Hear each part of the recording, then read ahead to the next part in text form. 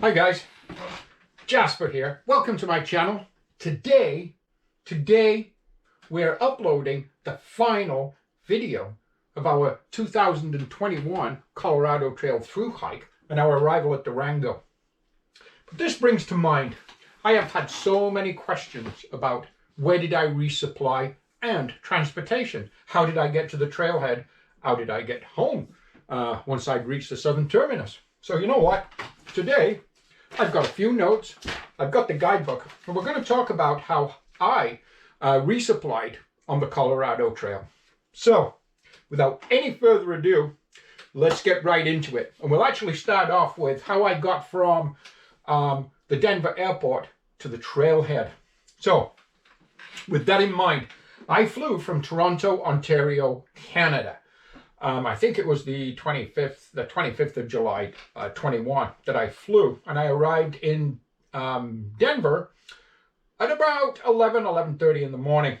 Now, I booked a motel. The least expensive motel I could find was a Motel 6 in Greenwood Village. Greenwood Village is indeed well on the way to Littleton and in the direction towards the Waterson Canyon terminus. I stayed at the Motel 6. It was easy to get to. Once I'd arrived at the Denver airport, I took the light rail from the airport, and it's super simple to find. It's a $10 ticket that you buy, and that ticket is good for 24 hours, by the way, on any of the rails, I believe. And you go to the Union Station, downtown Denver. From there, I walked under an underground passway, or walkway, to the next kind of terminal or part of that terminal, and I took the E-line to Greenwood Village. From there, about half a mile to my motel, the Motel 6. Oh, looks like my computer or my program has just finished loading, so we are going to just turn that off for now. Do we want to save it? Yes, we do, and there we go. Okay, that's taken care of. Right near the Motel 6 in Greenwood Village, only a short walk away, is an REI. There's restaurants, there's stores, there's everything you need. The next morning, I had Uber pick me up at 5:30. I believe it was 5:30 in the morning, and by 6 o'clock I was at the trailhead, and the fee for the Uber was $46. So that was my transportation, basically from Denver Airport to the trailhead. The night I spent in the motel. Again, the Motel 6 in Greenwood Village is on the way to Littleton, so it worked out well. Okay, resupply. Okay, my notes. Well, first of all, I am simply going to outline the way I resupplied. It doesn't mean everybody else did it the same way. It's what worked for me. My biggest carry was the first week. I started off with a 7-day carry out of Waterson Canyon. My first resupply that I planned on was Breckenridge. Other people, they were resupplying Jefferson, Bailey, and places like that, and carrying a couple of days of food. I elected to carry the 7 days of food, and I went all the way to Breckenridge. Breckenridge, great community, by the way, absolutely awesome. When you come to the trailhead, which is right on a highway, I can't tell you the number right now, but you'll come right to the highway. There's a free bus that takes you into Breckenridge. That same free bus will also take you to Frisco. In Frisco, there's the Walmart if you wish. From Frisco, you can take another bus to Dillon, and in Dillon, there's an REI. In Breckenridge itself, the hostel I stayed at was the Bivvy, absolutely amazing. I think it was about $40, which included a beautiful breakfast every morning, very clean, kind of a ski mountain lodge, absolutely perfect, and the bunks were great, showers were great, friendly service, friendly people, and of course, a great bunch of hikers hanging out there. Let me see now. Okay, from Breckenridge, for me, my next resupply was in Twin Lakes. Now, I'm not going to try to tell you how many days of food to carry. That depends on your pace, your hiking kind of abilities, your desires. Are you going fast? Are you going slow? Whatever. Doesn't matter. It's your hike, and hike your own hike. So I'm not going to tell you how many days of food to carry, but what I am going to tell you is get the guidebook. Now, this is actually version number 7. There's a number 8 out, but this is number 7, and all the information that I am giving you, and maps, and everything else, is all in here. Also, I highly recommend. Wouldn't hike without Guthooks, or now known as Far Out. Do download the app and purchase the Colorado Trail on Guthooks or Far Out app. Indispensable. Amazing information, and hikers communicate with each other. It's perfect. Okay, Twin Lakes. Now, one thing about Twin Lakes was this. When I arrived at Twin Lakes, of course, there were other hikers arriving and leaving and so on and so on and so on. It's a hiking little kind of community. Cool place. Loved it immensely. The general store in Twin Lakes. That's where everybody resupplies and or picks up their mailed boxes. Now, I did not choose at all to mail any boxes on the Colorado Trail. Primarily for two reasons. One is it's really a pain in the ass from Ontario, Canada, to have a reliable box delivered to an area that you're going to be in on the Colorado Trail, and just have an idea of when it might get there. Boxes from Ontario can take a week, 2 weeks, can take a month, 2 months. It's really, really hard to kind of plan to have boxes shipped from Ontario. Secondly, unless you have some kind of a special need diet type thing going on, there's no need whatsoever on the Colorado Trail to actually have a mailed box. There was lots of resupply everywhere. Okay, so Twin Lakes General Store. Some people said, I'd read reports saying it might not be stocked well enough for a resupply. You know what? I got everything I could possibly need at Twin Lakes for a resupply. They had everything that the thru hiker needs, and no problem. The service was great. They had a canopy outside with a table, chairs around that hikers sat at, drank coffee. By the way, if you're a thru hiker, you get free coffee there and 10% off your order, whatever you buy in the store. They've got sandwiches, all kinds of things. But the resupply, they had everything the thru hiker needed, and I did a great resupply there, no problems at all. And again, run by great friendly people. My resupply after Twin Lakes, Salida. Okay, so Salida. Now Salida, I hitched into Salida from the trailhead, which was an extremely simple hitch for me. Everybody's going to have different experiences hitching, and there are certain shuttle services, I believe, but I didn't use one shuttle service on the old hike. I hitched into any community that I was going to. But Salida, I got to the trailhead, started walking on the road towards town. Within 30 seconds, a really nice lady and a member of the Colorado Trail Volunteers organization picked me up, took me into town, dropped me off at the Simple Hostel, downtown Salida. It was perfect. About a mile, or maybe half a mile from the trailhead, heading towards town, on the right-hand side, you do go past a campground, so that is an option to stay at. I think it's $20 for a site, for a spot. But in town, the Simple Hostel, I really enjoyed my time there, and it was $30 for the night. You can do laundry there, of course. You can charge all your battery packs and so on, and socialize with other thru hikers, which I did. Met some really nice people there, and had a great time. The resupplying in Salida. There's a Walmart as you enter town, but really quite close to the Simple Hostel. You come out of the front door of the Simple Hostel, turn right, start walking down the street. There's all kinds of stores, restaurants, coffee shops, ice cream parlors, this kind of thing, bars. And you'll come to a Safeway, big department or big grocery chain store.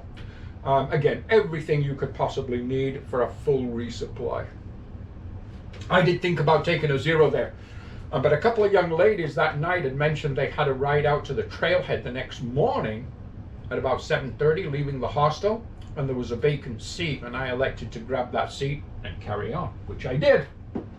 Okay. After Salida, Lake City. Lake City. Now, originally I was going to resupply in Creede. And some people did resupply in Creede, and some people had boxes mailed to them in Creede. But my understanding was, from speaking to these guys, these hikers, that they kind of regretted doing that. It was a hard hitch into and out of Creede, apparently. Insofar as the trailhead is on a kind of a mountain dirt road, which is used only by ATVs. So you're relying on an ATV to pick you up and take you into town and also get you back out of town, back to the trailhead. Whereas 15 miles past the trailhead for Creede is the trailhead for Lake City. And I figured at the time that would work much better for me because it's a major highway. Now granted, Lake City, a couple of little things. A lot of hikers talk about the shuttle in and out of town. And when you come to the trailhead, there's a big parking area across the road and so on, and facilities, pit toilets and so on. And apparently the shuttle arrives there at around 12:30 and goes into town. I did not see the shuttle. It did take myself and another gentleman called Art, who was doing the CDT. It took us about 3 hours to get a ride into Lake City, but that was fine because it was a beautiful location. With a river creek right behind where we were stood, and we just chatted the whole time, and it was really quite pleasant to get to know Art, and he told me all his stories about hiking the CDT up to that point, which was really cool. Lake City. Lake City itself. Now, Lake City is an amazing little community. There is one hostel there called I believe it's called the Raven Hostel. And I did notice a sign for another one at the other end of town, but I didn't know about this one at the time. But the Raven Hostel, the night I was there, were closed. They had some, whatever engagement, something they were doing, so they were closed. So I stayed at a cabin in town. It was a little gas station with a convenience store. Cost me 125 US bucks for the night, and I had a little cabin there, and it was fine. The resupply itself was from an independent kind of ma and pa grocery store, which was just perfect. Not quite as big as, say, the big kind of food chains, but lots. Quite a big store and lots everything. Let me try this one more time. Lots of what you need. Also butane gas, no problem. No problem resupplying in Lake City. Okay, the next morning, by the way, when I hitched out of Lake City, it was simple. I just walked to the edge of town, which was 2 or 3 minutes after breakfast, and just stood there, took my pack off. A gentleman stopped straight away, picked me up, said, "You going to the trailhead?" I said, "Yes, sir." He said, "Let's go." We did. It was perfect. So I had no problem hitching out of Lake City back to the trailhead. It was good, but very nice and very knowledgeable gentleman. Okay, after Lake City, my fifth and final resupply was Silverton. Now, Silverton, an amazing town. I really enjoyed Silverton. I wanted to spend some time there. I did take a 0 in Breckenridge, by the way, and I took a 0 in Silverton. That was the 2 zeros I took on my through hike, and both of those communities I did want to see. But Silverton, so kind of, I don't know how you can explain it, very Western, historic. The train comes right kind of into the middle of town, big steam locomotive train. It's really quite a cool place. As far as resupplies there, well, there's lots of restaurants, bars, coffee shops, ice cream, this kind of thing, snacks, there's lots of stuff. But the actual resupply itself, again, is in a ma and pa kind of food store.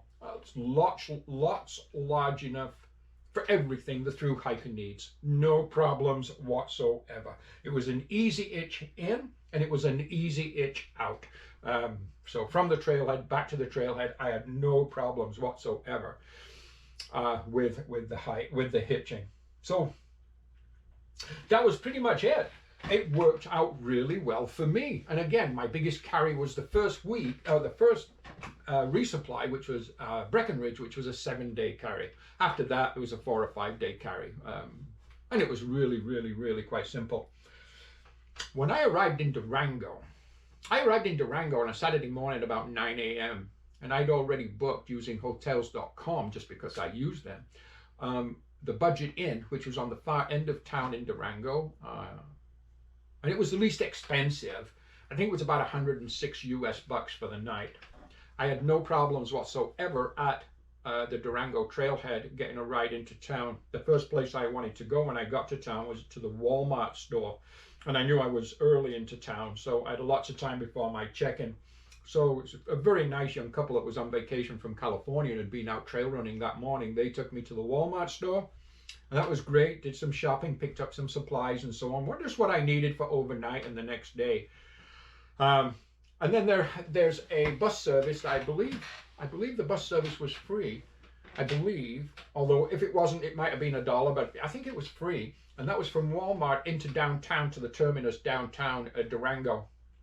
And from there is a bus that's running to the north end of Durango. I elected to walk simply because I enjoy the walking and experiencing the town and so on. And it being Saturday, there was a big kind of market, farmers market taking place in downtown Durango, which I enjoyed that too.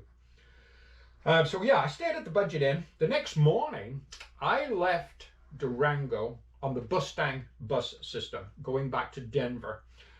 Because ultimately, even though I talked on my videos at the time about taking the Greyhound back, my daughter, my beautiful daughter Amanda, my youngest daughter, she actually purchased me a ticket as a gift from Durango Airport with Air Canada back to Toronto. So she kind of surprised me with that, and so that was very nice of her. So the next day, I went back to Denver from Durango, 6:40 in the morning from the downtown terminus. Again, in Durango, the Bustang line leaves for Grand Junction, and it's a $43 fare to Grand Junction. When you arrive at Grand Junction, 30 minutes later, there is another Bustang leaving for Denver, and there's also a Greyhound leaving for Denver. You can have your choice of either one. The Greyhound is a little bit more expensive than the Bustang, I think. But again, for me, it was another $43 on Bustang to Denver, and it takes you back to the Union Station, a kind of where you started from when you were starting your through hike, or at the beginning of your adventure as you arrived into Denver from the airport.